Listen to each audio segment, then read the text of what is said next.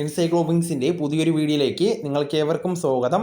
ഈ വീഡിയോയിലൂടെ നിങ്ങളുമായി ഷെയർ ചെയ്യുന്നത് ആധാരവുമായി ബന്ധപ്പെടുത്തിയിട്ടുള്ള പ്രധാനപ്പെട്ട അപ്ഡേറ്റുകളാണ്. അതോടൊപ്പം തന്നെ പല നിയമങ്ങളിലും മാറ്റം വന്നിട്ടുണ്ട്, പോക്കുവരവ് രീതികളിലും മാറ്റങ്ങളുണ്ട്. അപ്പോൾ ഇതുമായി ബന്ധപ്പെടുത്തിയിട്ടുള്ള വിവരങ്ങളാണ് ഈ വീഡിയോയിലൂടെ നിങ്ങളുമായി ഷെയർ ചെയ്യുന്നത്. നമ്മുടെ വീഡിയോസ് ആദ്യമായി കാണുന്ന സുഹൃത്തുക്കളാണെങ്കിൽ ആദ്യമേ തന്നെ ചാനലൊന്ന് സബ്സ്ക്രൈബ് ചെയ്യുക. അപ്പോൾ നമുക്ക് വിശദാംശങ്ങളിലേക്ക് കടക്കാം. ഭൂവുടമകളെല്ലാം തന്നെ പ്രധാനമായിട്ടും ശ്രദ്ധിക്കേണ്ടതാണ് ഈ പറയുന്ന കാര്യങ്ങൾ. വിൽപ്പത്രമുള്ള ഭൂമി പോക്കുവരവ് ചെയ്യാൻ ഇനി കടമ്പകൾ ഏറെയാണ്. സബ് രജിസ്ട്രാർ ഓഫീസുകളിൽ രജിസ്റ്റർ ചെയ്തിട്ടുള്ള വിൽപ്പത്രത്തിലെ ഭൂമി പോക്കുവരവ് ചെയ്യാൻ പോലും ഇനി അവകാശികളുടെ സമ്മതം കൂടി ആവശ്യമാണ്. രജിസ്റ്റർ ചെയ്യാത്ത വിൽപ്പത്രത്തിന് പോലും നിയമപ്രാബല്യം ഉണ്ടായിരിക്കുകയാണ്. രജിസ്റ്റർ ചെയ്തതിൻ്റെ കാര്യത്തിൽ പോക്കും വരവും ആവശ്യമാണ്. വിൽപ്പത്രം എഴുതിയ ആളുടെ മരണ സർട്ടിഫിക്കറ്റും ഒപ്പം അസൽ സർട്ടിഫിക്കറ്റ്, സർട്ടിഫൈഡ് കോപ്പി, ബാധ്യത സർട്ടിഫിക്കറ്റ് എന്നിവയടക്കം വില്ലേജ് ഓഫീസർക്ക് അപേക്ഷ നൽകിയാൽ ഭൂമി പോക്കുവരവ് ചെയ്ത് ഭൂനികുതി ഈടാക്കുന്നതാണ് നിലവിലെ രീതി. എന്നാൽ ഇനി മുതൽ വിൽപ്പത്രം എഴുതി വച്ചയാളുടെ അനന്തരാവകാശികളുടെ സർട്ടിഫിക്കറ്റും അപേക്ഷയോടൊപ്പം നൽകേണ്ടതായിട്ട് വരുന്നതാണ്. ഇതിൽ പറയുന്ന രീതിയിലുള്ളവർക്ക് നോട്ടീസ് അയച്ച് അവരുടെ കൂടി സമ്മതമുണ്ടെങ്കിൽ പോക്കുവരവിന് സാധ്യമാവുകയുള്ളൂ. വിൽപ്പത്രപ്രകാരമുള്ള ഭൂമിയിൽ ഇവർ അവകാശം ഉന്നയിച്ചാൽ പോക്കുവരവ് നടപടികൾ നിർത്തിവെക്കുകയും ഭൂനികുതി ഈടാക്കുന്നത് മരവിപ്പിക്കുകയും ചെയ്യുന്നതാണ്. ആക്ഷേപം ഉന്നയിക്കുന്നവർ കോടതിയെ സമീപിച്ചാൽ വ്യവഹാര നടപടികളിലേക്കും നീങ്ങുന്നതാണ്. ഹൈക്കോടതി അടുത്തിടെ നടത്തിയ വിധിയെ തുടർന്നാണ് വിൽപ്പത്രപ്രകാരമുള്ള ഭൂമി പോക്കുവരവ് ചെയ്യാൻ അവകാശികളുടെ സമ്മതം കൂടി വേണമെന്ന് റവന്യൂ വകുപ്പ് നിർദ്ദേശം നൽകിയിട്ടുള്ളത്. ഏകീകൃത നിയമമല്ലാത്തതാണ് വിൽപ്പത്ര ഭൂമിയുടെ പോക്കുവരവ് വിധിയിൽ പരാമർശിക്കുവാനായിട്ട് ഇടയാക്കിയത്.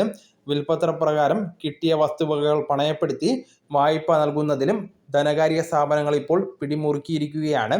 വിൽപ്പത്രം എഴുതി വെച്ചയാളുടെ അവകാശ സർട്ടിഫിക്കറ്റും അതിൽ പറയുന്നവരുടെ സമ്മതപത്രവും നൽകണമെന്നും അതോടൊപ്പം തന്നെ പോക്കുവരവ് ചെയ്ത ഭൂമിയുടെ സകല അവകാശങ്ങളുമായി ബന്ധപ്പെടുത്തിയിട്ടുള്ള രേഖകളും ഹാജരാക്കുന്നവരോട് പോലും ബാങ്കുകൾ ഇപ്പോൾ ആവശ്യപ്പെട്ട് തുടങ്ങിയിട്ടുണ്ട്. ജീവിതകാലം മുഴുവൻ ആർജിച്ചതും കുടുംബപരമായിട്ട് കിട്ടിയതുമായിട്ടുള്ള സ്വത്തുക്കൾ കാലശേഷം സംരക്ഷിക്കുന്നവർക്ക് തന്നെ ലഭിക്കുന്നതിനും പിന്തുടർച്ച അവകാശികൾ തമ്മിൽ തർക്കമുണ്ടാകാതിരിക്കുവാനുമാണ് ഭൂവുടമകൾ വിൽപ്പത്രം എഴുതുന്നത്. ധനനിശ്ചയം ഉൾപ്പെടെയുള്ള ആധാരമായിട്ട് രജിസ്റ്റർ ചെയ്താൽ സ്റ്റാമ്പ് ഡ്യൂട്ടിയും രജിസ്ട്രേഷൻ ഫീസുമായിട്ട് വലിയ തുക ചെലവാകുമെന്നതും വിൽപ്പത്രം രജിസ്റ്റർ ചെയ്യാനായിട്ട് കാരണമാണ്.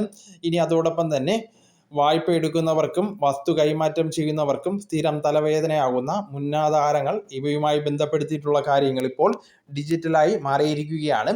ഇതിൻ്റെ നടപടികളെല്ലാം തന്നെ പൂർത്തിയായി കഴിഞ്ഞിരിക്കുകയാണ്.